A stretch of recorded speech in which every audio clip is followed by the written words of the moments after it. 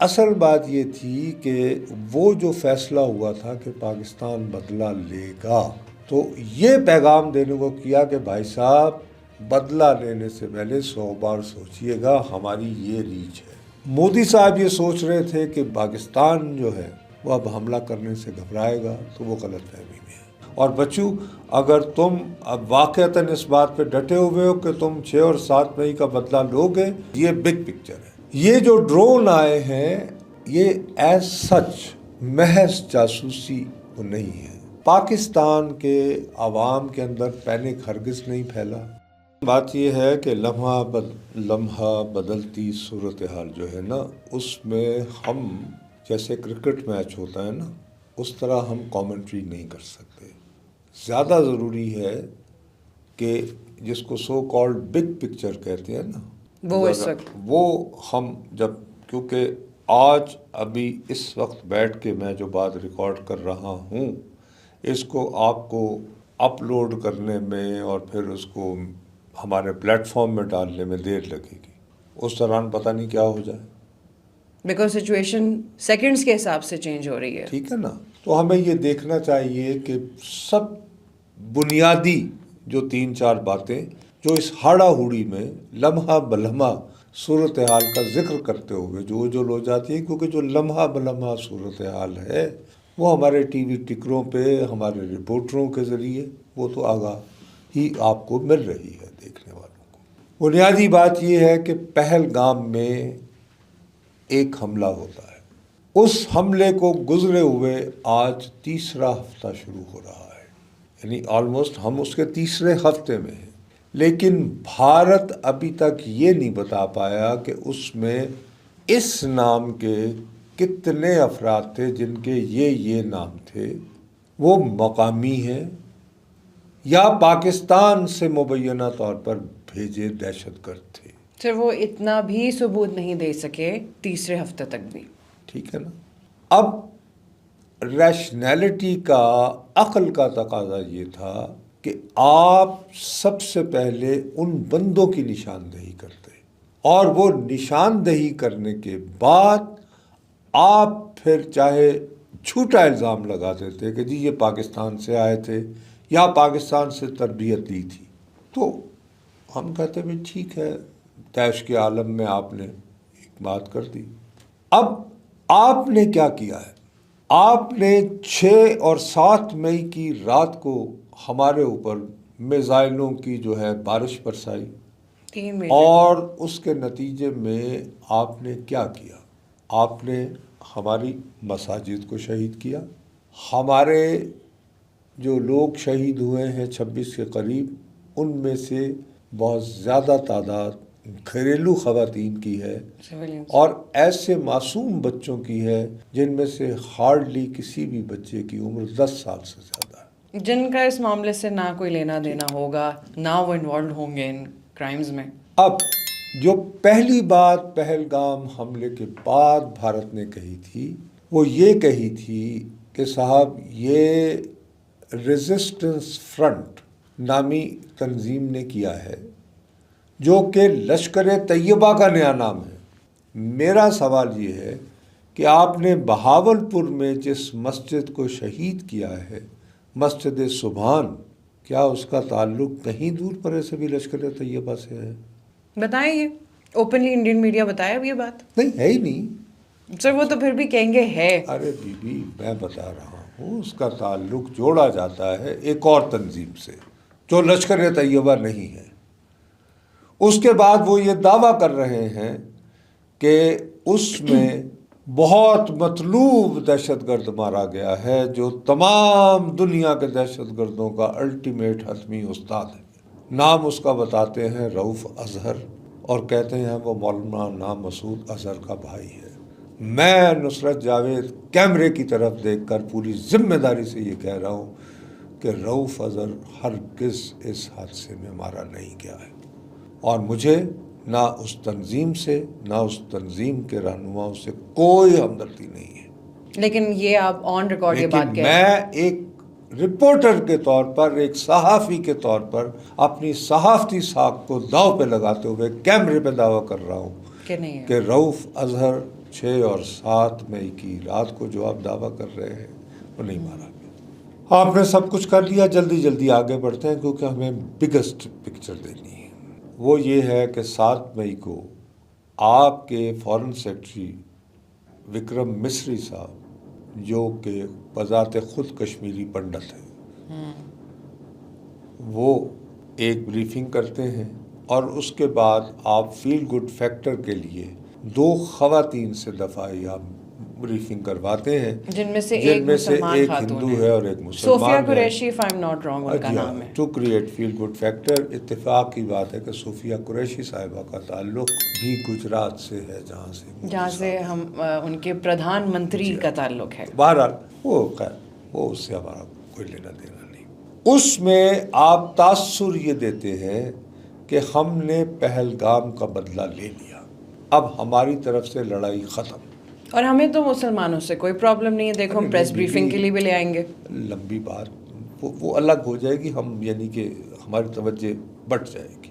بنیادی پیغام آپ یہ دیتے ہیں کہ 6 اور 7 مئی کے درمیانی رات ہوئے حملوں کے بعد ہم نے بدلہ لے لیا، حساب برابر ہو گیا، اور غالباً اسی بات پر ٹرسٹ کرتے ہوئے امریکی صدر ٹرمپ کہتے ہیں کہ جی ٹیٹ فور ٹیٹ ہو گیا، now forget it, move on. یہی ہوا نا آپ کے اس دعوے کی وجہ سے۔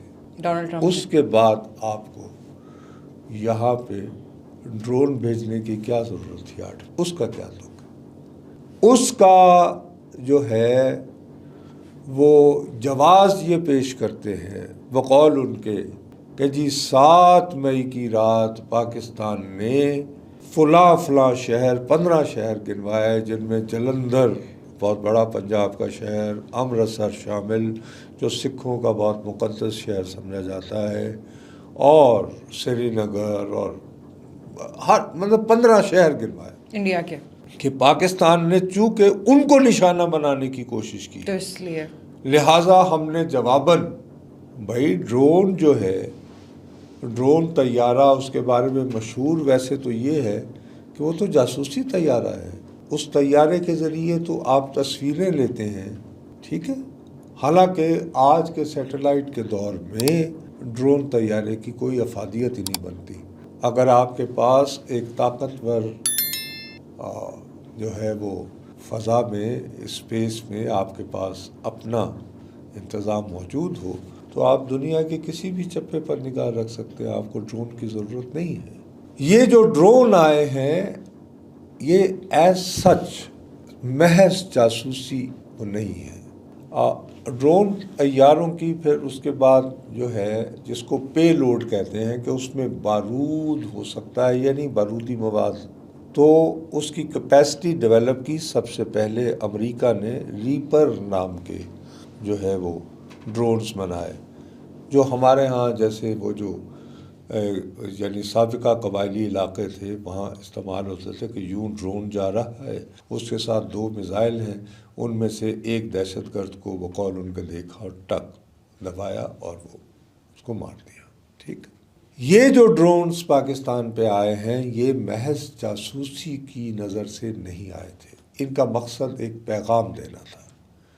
کیوں کہ 7 مئی کے واقعات کے بعد ہمارے ہاں بیک ٹو بیک میٹنگز ہوئیں قومی سلامتی کمیٹی کی، جس میں فوج کو یہ اختیار دیا گیا کہ 6 اور 7 مئی کی رات کو جو کچھ انڈیا نے کیا ہے اس کا بدلہ چکانے کے لیے آپ وقت، میتھڈ اور اس سب کا تعین کریں۔ تو 8 مئی کی صبح بھارت نے یہ ڈرون بھجوا کر ہمیں یہ کنوے کیا کہ بھائی صاحب ذرا سوچ سمجھ کے آنا، ہم پاکستان میں ان مقامات پر ہم پہنچ سکتے ہیں، اور انہوں نے جو ڈرون بھیجے ان کو باقاعدہ انٹرسیپٹ کیا گیا، اور انٹرسیپٹ اسی وقت کیا گیا کہ جہاں سے وہ اڑے تھے، آدم پور سے اڑتے ہی جیسے ہی یعنی کہ ہمارے D G I S P R نے پریس کانفرنس میں دکھایا بھی تھا، یعنی کہ وہ تو ڈیجیٹل سگنیچرز، آج کے زمانے میں اس طرح کا جھوٹ ڈیجیٹل نہیں بولا جا سکتا، تو وہ تو ڈیجیٹل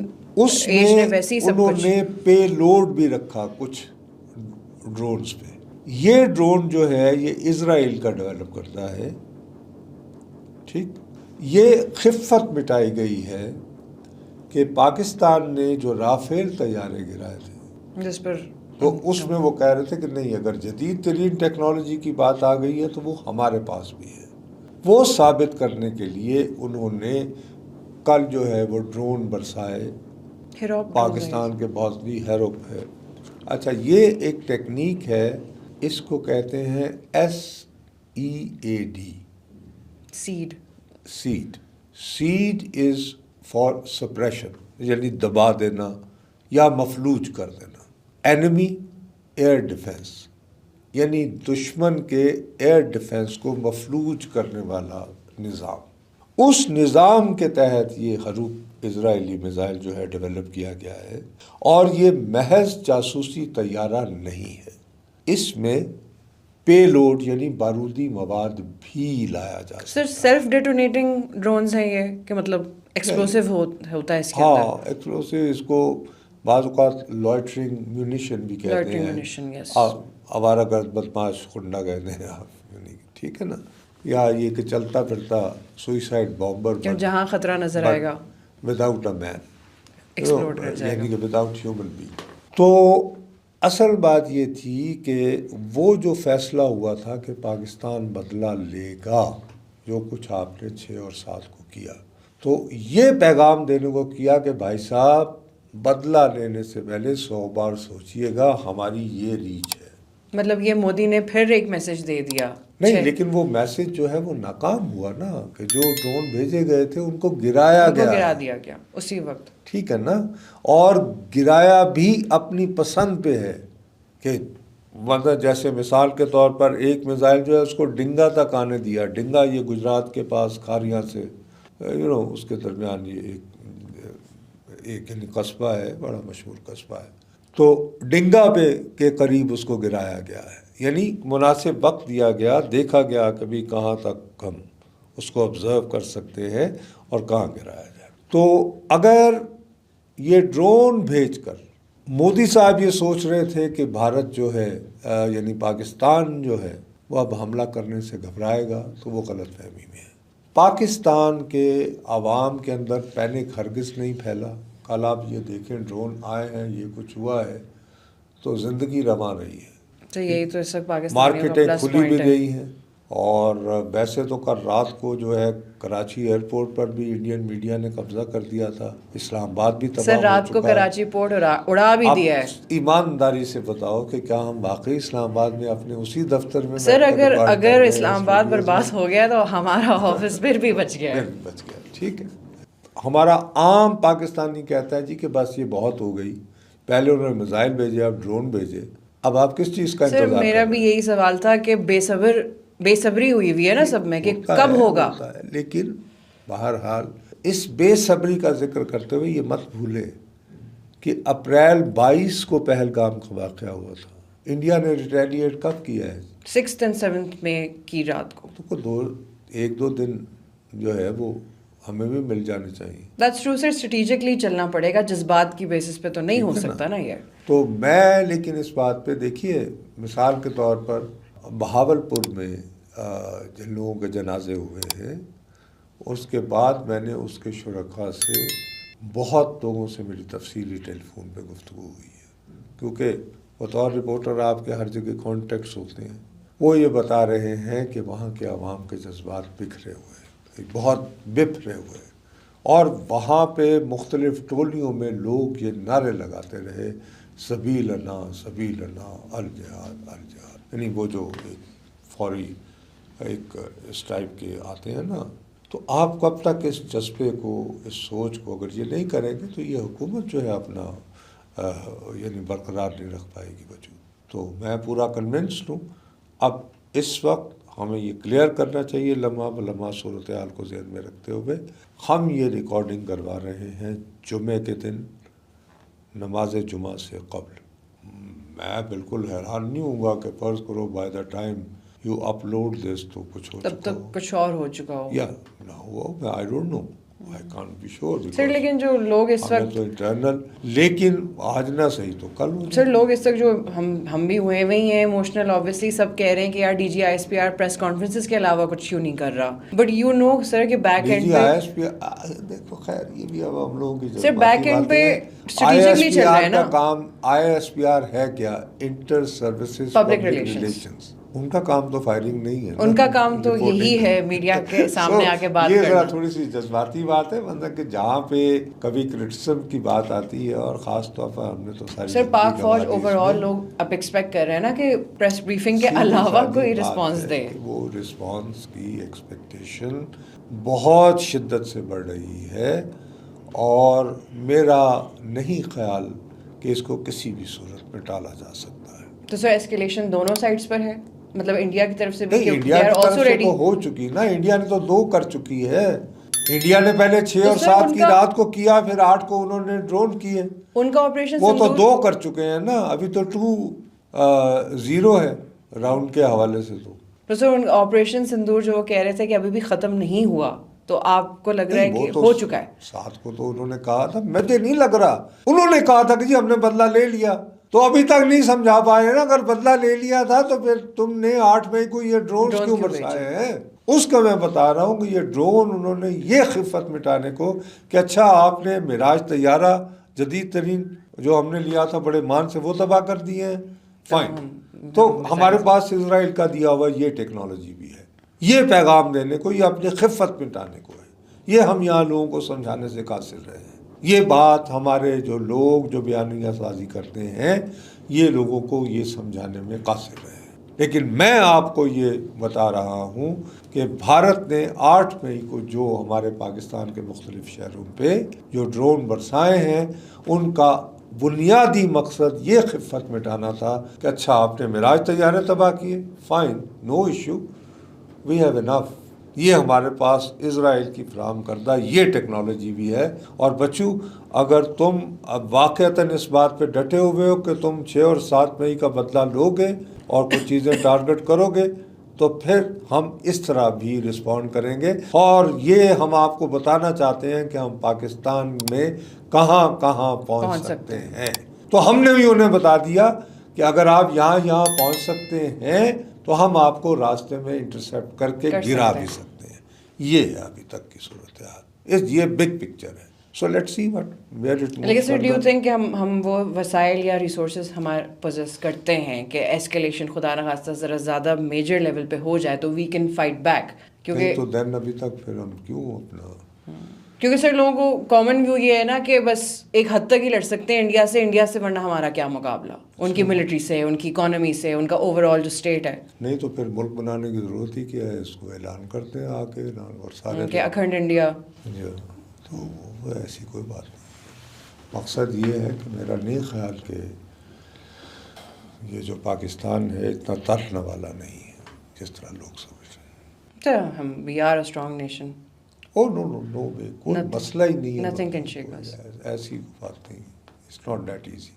اور سر ملک کی سوورینٹی کی بات آتی ہے، یو تھنک ہم فائٹ بیک نہیں کریں گے؟ ہماری جگہ کوئی بھی ملک ہو فائٹ بیک تو کرتا ہے.